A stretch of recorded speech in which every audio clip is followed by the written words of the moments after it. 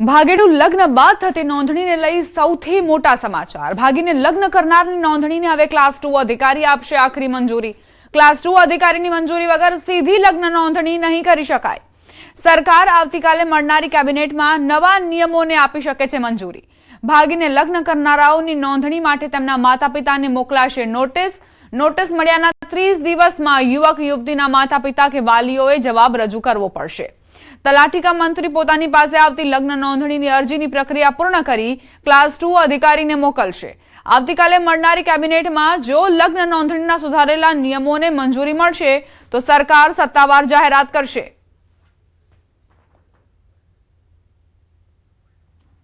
ભાગેડુ લગ્નમાં થતી નોંધણીને લઈને મોટી જાહેરાત થઈ શકે છે। હવે ક્લાસ 2 અધિકારી જ તેને મંજૂરી આપશે। નોંધણીને હવે વર્ગ 2 ના અધિકારી, વર્ગ 2 ના અધિકારીની મંજૂરી જરૂરી બનશે। કાલે કેબિનેટમાં આ નવા નિયમને મંજૂરી અપાઈ શકાય છે। જો આવું બની ગયું તો સરકાર સત્તાવાર જાહેરાત કરશે અને તે બાદ જો ભાગેડુ લગ્ન કોઈ યુવક યુવતી કરવા જઈ રહ્યા હોય તો તેમના માતા-પિતાને નોટિસ આપવામાં આવશે અને એ નોટિસનો જવાબ તેમને 30 દિવસની અંદર આપવાનો રહેશે।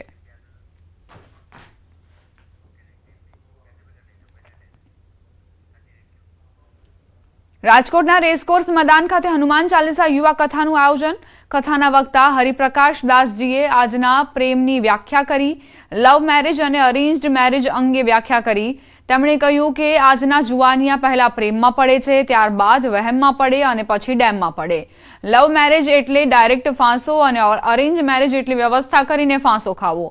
રેસકોર્સ મેદાન ખાતે 27મી ડિસેમ્બરથી હનુમાન ચાલીસા યુવા કથાનો પ્રારંભ થયો છે। લવ મેરેજ અને એરેન્જ મેરેજમાં ફરક શું? તો લવ મેરેજ એટલે ડાયરેક્ટ ફાંસો ખાવો,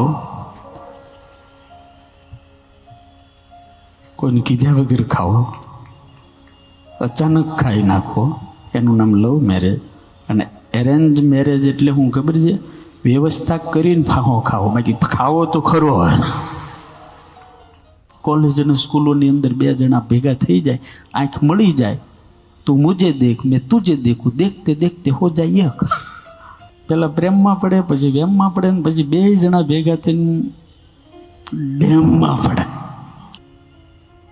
સોમવારે હમા મળ્યા, મંગળવારે માયા લાગી, બુધવારે બોલ્યા ચાલ્યા અને ગુરુવારે ગમી ગયા, શુક્રવારે સોગન ખાધા। કોલેજ અને સ્કૂલોની અંદર બે જણા ભેગા થઈ જાય, આંખ મળી જાય, તું મુझे દેખ મેં તુझे દેખું, દેખતે દેખતે હો જાય એક। પેલા પ્રેમમાં પડે, પછી વેમમાં પડે ને પછી બે જણા ભેગા થઈને ડેમમાં પડે। સોમવારે હમા મળ્યા, મંગળવારે માયા લાગી, બુધવારે બોલ્યા ચાલ્યા અને ગુરુવારે ગમી ગયા, શુક્રવારે સોગન ખાધા। સુરતથી સમાચાર। સિંગર આરતી પ્રેમ લગ્ન વિવાદ મામલો। આરતીનો વધુ એક વિડીયો સોશિયલ મીડિયામાં વાયરલ થયો। સિંગર આરતી એક ફાર્મ હાઉસમાં જોવા મળી। વેફરની ખરીદી કરતા સિંગર આરતી નજરે પડી। સુરતના એક ફાર્મ હાઉસનો વિડીયો હોવાની ચર્ચા છે। ગઈકાલે સુરતમાં એક લગ્ન પ્રસંગના કાર્યક્રમમાં હાજરી આપવાની હતી। પાટીદાર યુવાનોના વિરોધના પગલે કાર્યક્રમ રદ થયો હતો। આરતીને કાપોદ્રા પોલીસે નિવેદન નોંધવા માટે બોલાવાઈ હતી। પોલીસ સમક્ષ નિવેદન માટે પણ આરતી હાજર રહી ન હતી। ફાર્મ હાઉસમાં માતા-પિતા મળવા ગયા, ત્યાં પણ સિંગરે મળવાનો ઇનકાર કર્યો। ફાર્મ હાઉસની અંદર પ્રેમી પતિ પાણીમાં મસ્તી કરતો નજરે પડ્યો।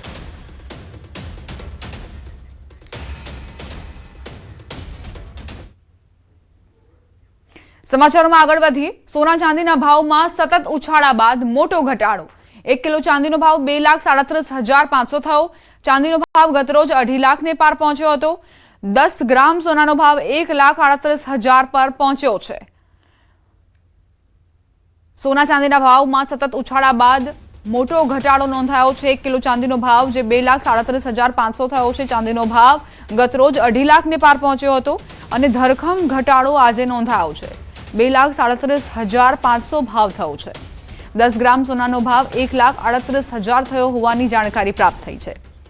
લગ્નસરાની સિઝન જ્યારે આવવા જઈ રહી છે ત્યારે આ સમાચાર સાંભળીને એ તમામ યુવક યુવતીઓ ખુશ થશે જેમના લગ્ન લેવાના છે અને ઘરેણાઓની ખરીદી તેમને કરવાની છે। પાટણના રાધનપુરમાં દારૂનું દૂષણ બંધ કરાવવા માંગ. ચલબાડા ગામમાં દારૂનું દૂષણ બંધ કરાવવા મહિલાઓ અને પુરુષો બહાર આવ્યા. ગામને દારૂ જેવા વ્યસનોથી મુક્ત બનાવવા ગ્રામજનોની રજૂઆત. ગામમાં મહિલાઓ અને પુરુષો એકઠા થઈને દારૂ બંધ કરાવવા સૂત્રોચ્ચાર કર્યા.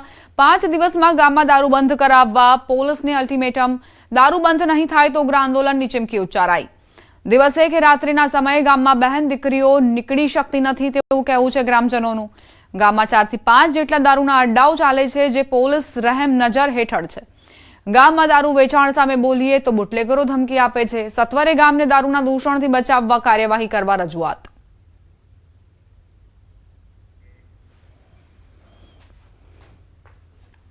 દારૂ પીને ફરતા હોય છે અને મહિલાઓને હેરાન કરતા હોય છે.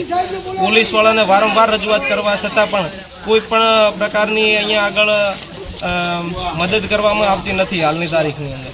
તો જો ટૂંક સમયની અંદર અહીંયા દારૂ બંધ નહીં થાય અને ગામની અંદર મિનિમમ ઓછામાં ઓછા ગણો તો હાલની અંદર 5 થી 7 અડ્ડાઓ ચાલુ છે અને ખુલ્લે આમ દારૂ વેચાય છે. ઘરે ઘરે અડ્ડા છે અને દારૂ બહુ જ વેચાય છે અને દારૂવાળાના અડ્ડે જાય તો અમે ફરિયાદ લઈને જાય તો અમને એમ કહે છે કે તમે શું કરી લેશો. પોલીસવાળો કે શું કરી લેશે. અમને બધે એમ ધમકી આલે છે. ધમકી આલીને એમ કહે છે કે અમે તો દારૂ વેચવાના છે, તમારાથી જે થાય એ કરી લો.